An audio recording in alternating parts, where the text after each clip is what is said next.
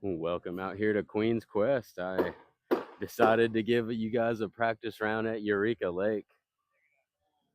A course I can play well at, but not one I necessarily enjoy playing, especially if the wind picks up.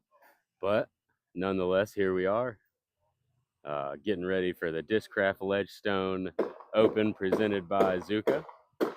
We'll get on to hole one. All right, here at hole one, brand new tee pad, 661 feet. First time we've had a real tee pad on hole one. Looks pretty nice. It's probably 25 or 30 feet longer, not too much. You can see that darker bush right on the water line. That was, I ranged it at right about 390. So I threw some earlier today. Haven't thrown any shots out here yet, but I feel pretty warm. Going with a Wraith.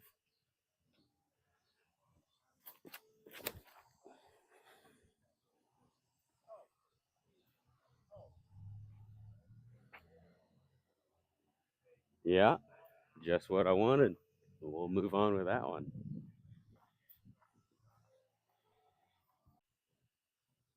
I got a good shot off of the tee. Felt a little busy up there, but got to carry the OB. If you don't carry it, there's a drop zone that's about 485 away, so pretty tough to save from there. I did carry it. I'm in a pretty good spot. I think I ranged it about 270. I'm going to go with the Firebird. Just try to hyzer the whole time. That OB lake is up there on the left, so I don't want to go left.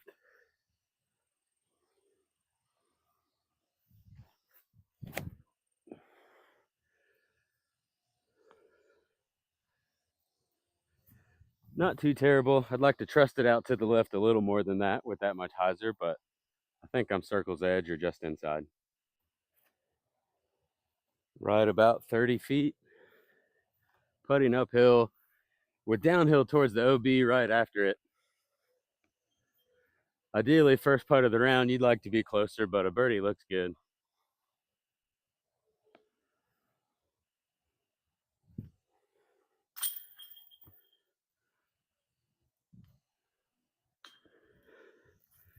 Birdie works better. Moving on to hole two, 615-foot par four. Throwing it down towards the water, and you want to have it move to the right. Pretty nice lefty hole out here. These low branches are one of the key parts to this tee shot. You got to make sure you stay below them. I'm going to go with my beat-in Thunderbird. Just throw it at that tree straight ahead and let it fade in front of it.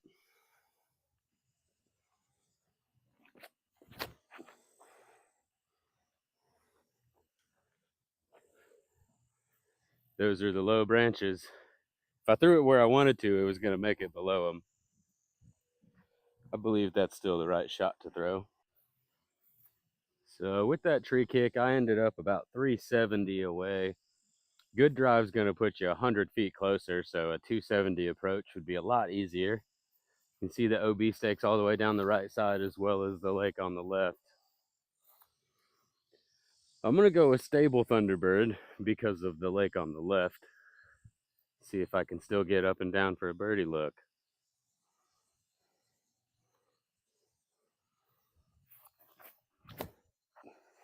Man, I yanked that one too. It's a pretty good kick. That could have kicked OB quickly. I almost feel like I'm getting away with something here. 2 bad shots and I've still got a chance to get up and down for par. Doesn't look too bad here.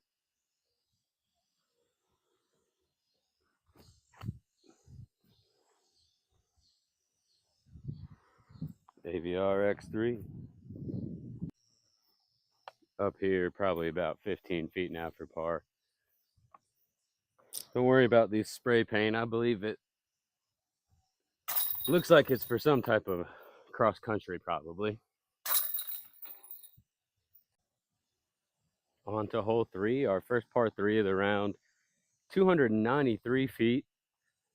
Got a straight gap and then a left gap that takes you over top of this OB cart path on the left.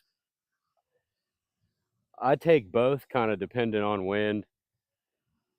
Today there's kind of a headwind coming this way, which makes me want to take the straight gap to not hang out and stay OB. I'm going to throw both shots. Go with the Mako 3 straight first.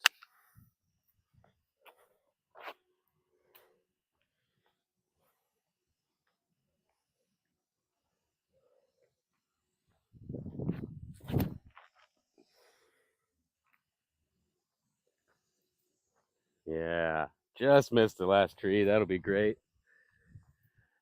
And then I'm going to throw Firebird in between those two big trees and try to flare back towards the basket.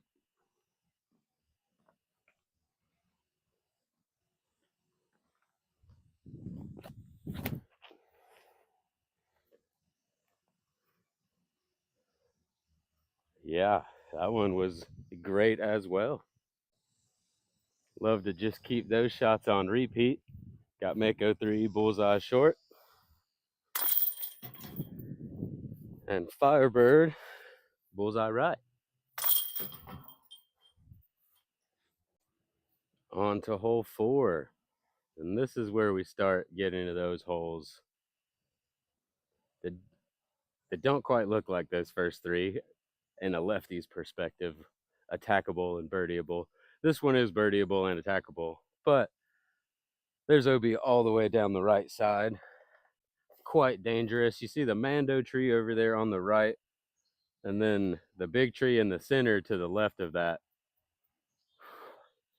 The basket's kind of straight down on the left side of that tree.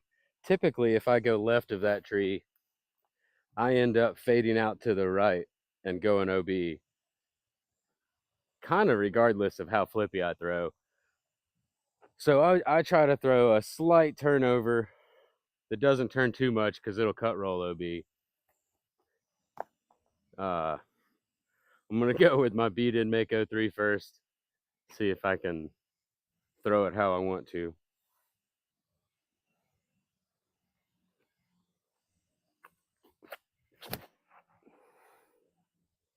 That's how I wanted to throw it.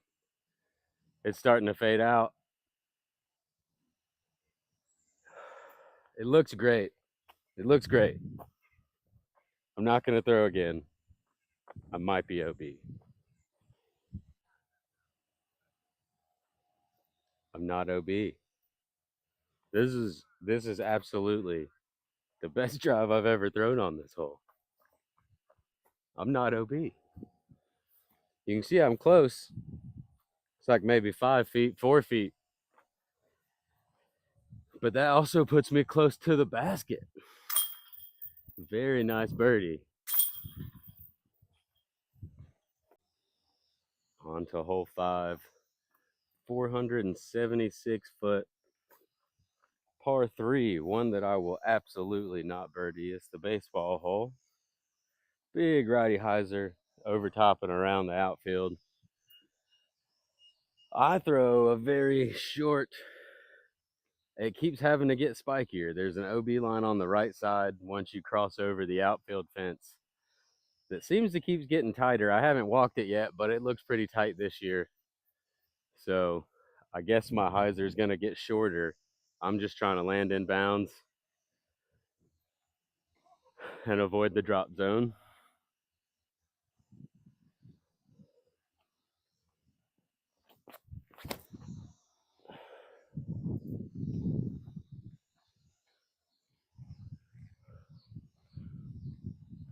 Man, that looks so close to the long OB line, which is ridiculous because I barely made it over that fence.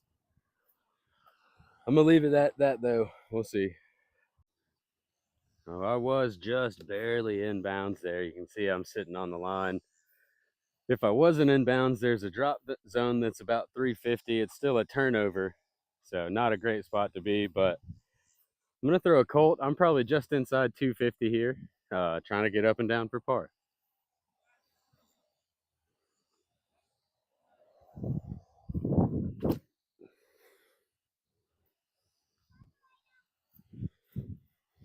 Yeah, there we go.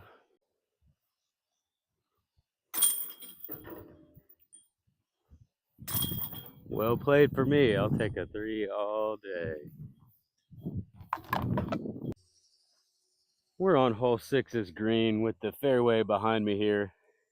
885-foot par 4. Pretty open tee shot. OB left and right the whole way, but the tee shot's not really the big deal. It's the second shot. Really tight pinch point. As a righty, you've got a bunch of space out there to throw whatever you want to. Try to hyzer in here and stay in bounds. Lefty, you've got this tree line here, which makes it a lot tougher to get the distance. So I play it, get the drive as far as I can, kind of pitch up and then throw another upshot to get the par. It's a long walk out of the way to go play it. It's very hot and humid today after some rain, so that's my whole breakdown. On to hole 7. Bit of a different feel than the rest of the course. A wooded look. Feels like you're on a disc golf course right here by a little river or a creek. 275 feet straight ahead. Got some headwind. I'm going to go with my beat-in AVR X3.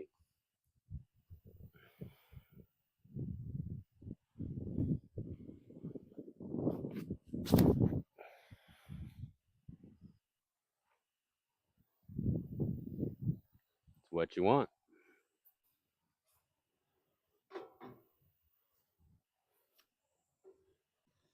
On to hole 8.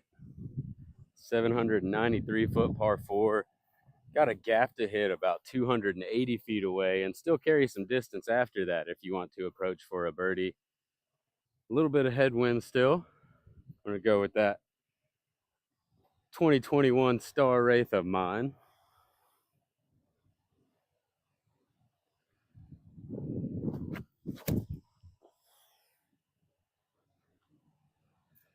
Yeah, right through the gap. It might be far enough to approach for birdie, but that second shot gets a little tight at the end. No, I'm still probably 400 away. That creek shows back up on the left side up there. We were just beside on hole 7, and then there's a OB pond type thing over there on the right. So I'm just going to go with the Thunderbird, not get too aggressive, likely get a par here.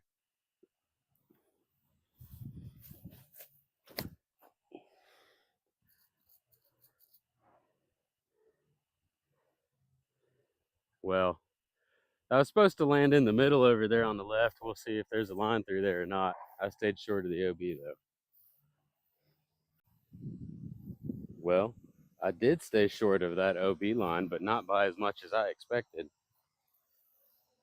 I do have a little bit of a gap though. Should be able to get up and down without too much trouble.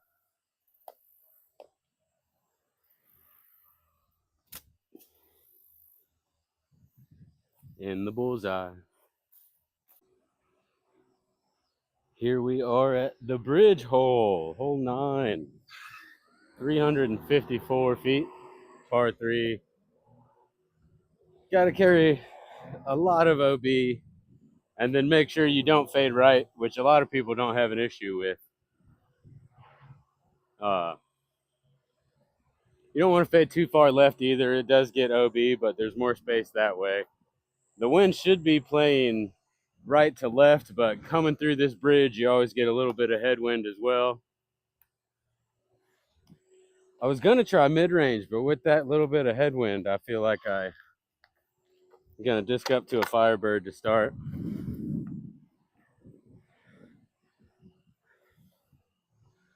I don't like Firebird when you don't want to go right, but you got to make sure you get there too.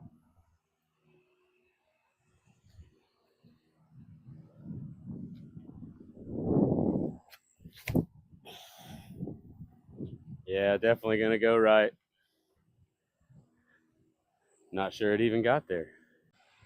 I'm going to try this E-Dog as well.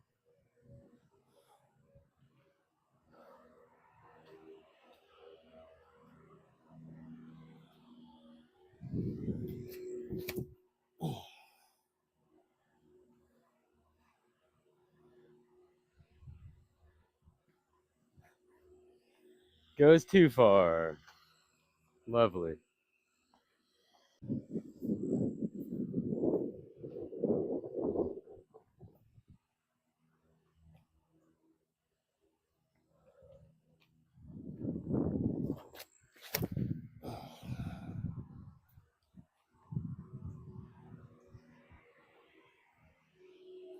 That was a reactor. It might have made it. I couldn't really tell. We're on to the drop zone of hole 9. It's about 275. One of the few drop zones I practice. I typically like to say I'm going to avoid drop zones, so I try not to practice them, but it's hard to avoid this one for me sometimes, so I practice it.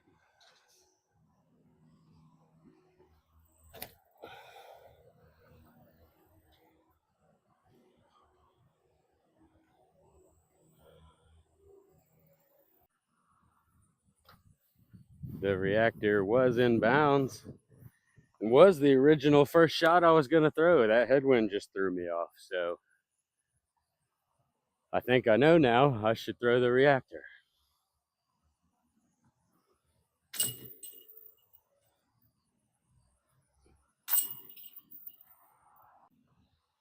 Sweet. Thank you for joining me for the front 9 out here at Eureka Lake on Queen's Quest, getting ready for the Discraft Ledgestone Open presented by Zuca. Hope you guys enjoyed, and make sure you like and subscribe. Tune in for the back 9.